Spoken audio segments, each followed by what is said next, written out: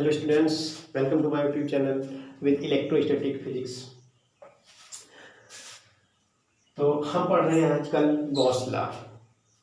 ठीक, Gauss law में हमने पिछले वीडियो लेक्चर में कवर किया था इसका फर्स्ट एप्लीकेशन किसी अनंत लंबाई के चालक तार के कारण वैद्युत क्षेत्र की तीव्रता। वहां पे हमने पाया था इलेक्ट्रिक फील्ड के लिए क्या इस सिचुएशन में फार्मूला आता है, कैसे हम इलेक्ट्रिक फील्ड कैलकुलेट करेंगे। और वहां पे हमने देखा था जो हमारा इलेक्ट्रिक फील्ड आया था E इक्वल टू आया था लैम्डा अपान में 2 पाई आर एल एप्सिलॉन नॉट। और वहां पे हमने देखा था कि जो E था वो किस पर डिपेंड करता था, प्रोपोर्शनल टू 1 अपान में आर था। जनरली जो इलेक्ट्रिक फील्ड होता था पॉइंट चार्जेस के लिए वो हमने देखा था कि इस पे डिपेंड करता था जनरली फार्मूला में आर स्क्वायर पे। लेकिन इनफाइनाइट लॉन्ग वायर की सिचुएशन में क्या होता था, ई प्रोपोर्शनल टू 1 अपान आर होता था। यहाँ पे 1 अपान में आर स्क्वायर। ठीक, यहाँ वहां पे हमने इतना देखा था। और अगर हम इस दोनों के बीच में ग्राफ अगर हम बनाते तो उस वीडियो लेक्चर में पता नहीं मिलता। अगर इसमें हम ग्राफ बनाते तो हमारा ग्राफ कुछ इस तरह आ जाता है ई और आर का। तो यहाँ पे हमारा नेक्स्ट एप्लीकेशन क्या है, electric field due to plane sheet of charge. किसी एक समान रूप से आवेशित अनंत विस्तार के चालक चादर के कारण वैद्युत क्षेत्र की तीव्रता यहाँ पे हमें कैलकुलेट करनी है। तो हम मान लेते हैं ये हमारा कोई प्लेन इस तरह से शीट है,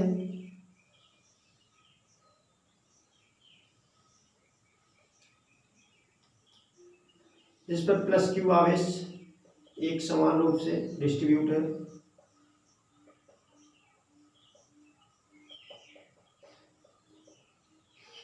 इससे प्लेट से x दूरी पर नहीं, हमारी प्लेट है तो प्लेट से x डिस्टेंस पर हमें कोई पॉइंट P है, यहाँ पे x डिस्टेंस पर, जहां हमें इलेक्ट्रिक फील्ड कैलकुलेट करके बताना है कितना है।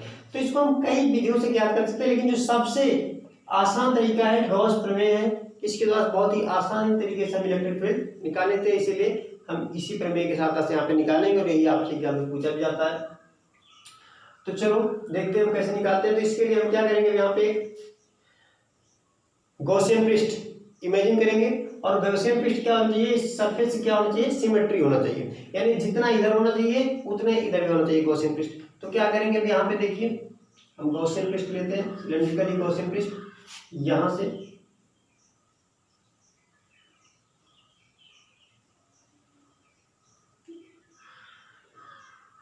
जितना बाहर उतने क्या करेंगे अंदर। ये हमारा क्या हो गया,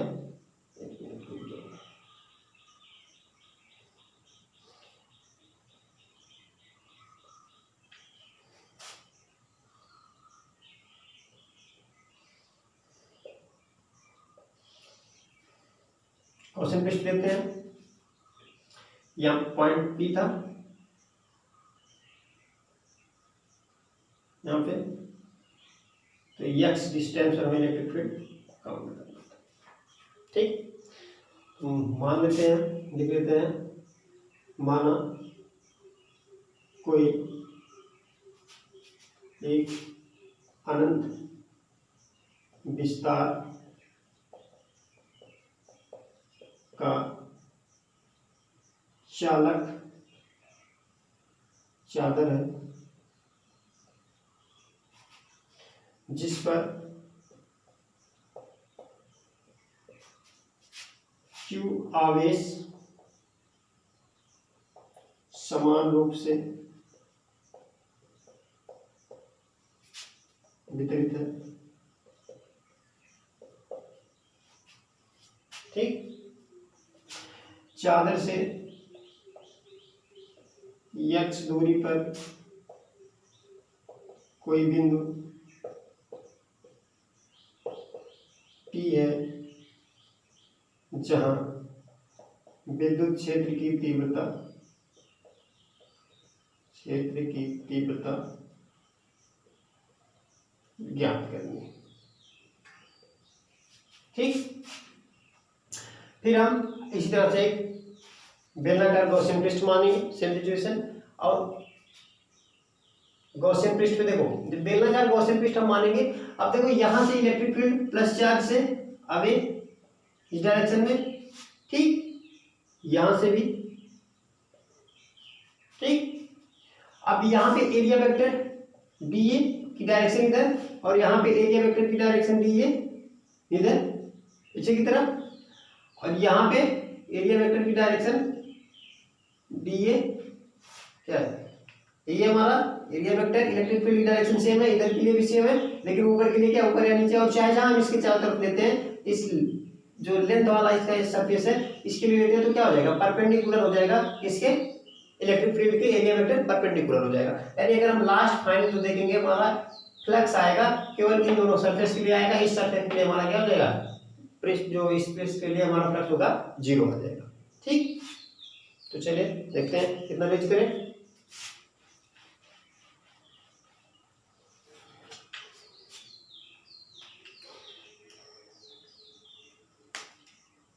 तो चलो, माना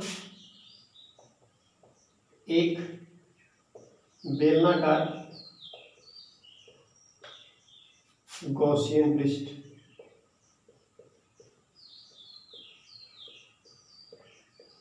है जिसका क्षेत्रफल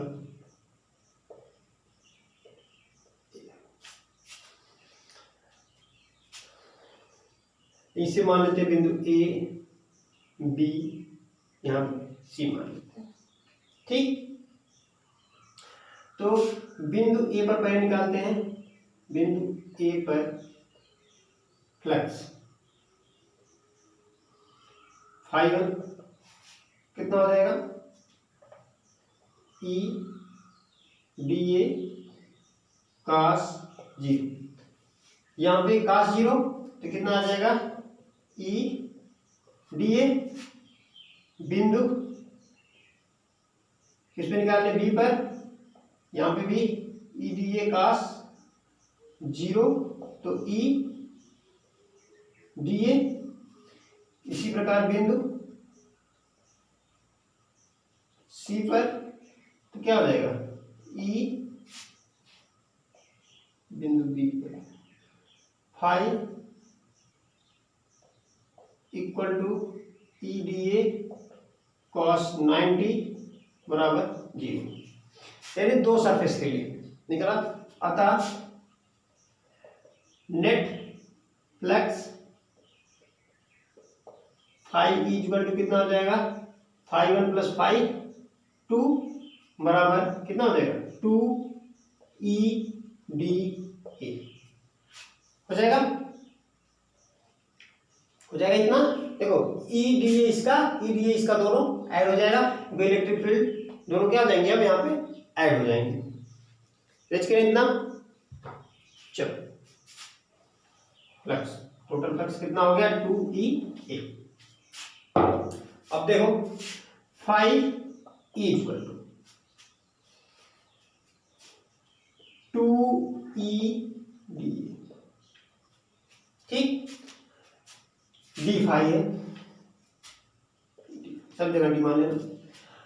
तो इस छोटे से क्षेत्रफल के इसमें क्या होगा, इस तरह से अब इसकी क्रॉस सेक्शन एरिया में क्या होगा, छोटे छोटे कई इस तरह से एरिया वेक्टर डी होंगे, सबके लिए अगर मानते हैं तो इसका सरफेस इंटीग्रेशन कर देंगे, डी फाई इक्वल टू हो जाएगा इंटीग्रेशन ऑफ 2 ई डी ए, या कितना हो जाएगा, 2 ई बाहर हो जाएगा, बचेगा डी, या फाई इक्वल टू हो जाएगा 2 ई ए। अब देखो गॉस प्रमेय से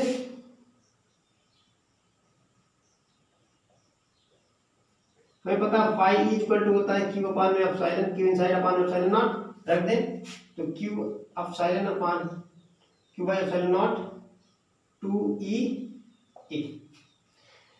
हमने पिछले वीडियो लेक्चर में बात की थी पृष्ठीय आवेश घनत्व, एरियल चार्ज डेंसिटी कितना होता था, sigma equal to q by a यहां से Q इक्वल टू निकालेंगे सिग्मा ए हो जाएगा। तो वैल्यू फाइंड आउट कर दें, क्या हो जाएगा sigma A by epsilon not 2E ए से ए कट गया, क्या बचा E इक्वल टू 2 इधर आ जाएगा, E इक्वल टू कितना हो जाएगा, E इक्वल टू हो जाएगा सिग्मा अपान 2 एप्सिलॉन, कितना हो गया E इक्वल टू हो गया सिग्मा अपान में 2 इधर आ जाएगा 2 एप्सिलॉन नॉट। यही हो गया हमारा electric field due to plane sheet of charge. Plane sheet charge में जो हमारा चार्ज है उसके कारण जो इलेक्ट्रिक फील्ड हो जाएगा कितना हो जाएगा E अपान में 2 एप्सिलॉन नॉट। यहाँ पे अगर देखें तो जो हमारा इलेक्ट्रिक फील्ड है एक्स पर डिपेंड करता है, कहीं भी एक्स दिख रहा नहीं हुआ। तो इस सिचुएशन में इलेक्ट्रिक जो हमारा फ्लक्स होगा या हम कह सकते हैं इलेक्ट्रिक फील्ड जो हमारा है, इलेक्ट्रिक फील्ड इस एरिया से कह सकते हैं हम डिस्टेंस से एक्स से क्या करता है डिपेंड नहीं करता है। क्योंकि देखो क्या होता है, जैसे मान लो ये बोर्ड है, बोर्ड के सामने कोई छोटी सी चींटी आ जाए, यहाँ पे कोई बिंदु है, अब इसे क्या लगेगा, इसे बोर्ड क्या लगेगा बहुत बड़ी, से हमें क्या आसमान होता है, हमें आसमान लगता है बहुत बड़ा आसमान है, हम देखते हैं तो इस सिचुएशन इसके लिए तो चींटी के लिए क्या होता है ये आसमान होता है, इन्फिनिटी होता है। हमारे लिए तो क्या है एक बोर्ड है, इसका एरिया हम देखते हैं हाँ इतना इतना है, लेकिन इसके लिए क्या है इन्फिनिटी होता है, एक साथ पूरे को नहीं देख सकती है, हम एक साथ पूरे बोर्ड देख, लेकिन एक साथ क्या करें थोड़ी सी बोर्ड की एरिया को देख सकती है। ठीक, तो इसके लिए डिस्टेंस क्या हो जाएगा, मान लेते हैं हम इसके लिए छोटा सा डिस्टेंस क्या हो जाएगा बहुत ज्यादा, लेकिन हमारे लिए बहुत कम। तो वही दूरी यहाँ पे क्या होती है इन्फिनिटी दूरी के लिए एक्स के उसकी कंपेरिजन बहुत कम होता है, इसलिए एक्स पे डिपेंड नहीं करता।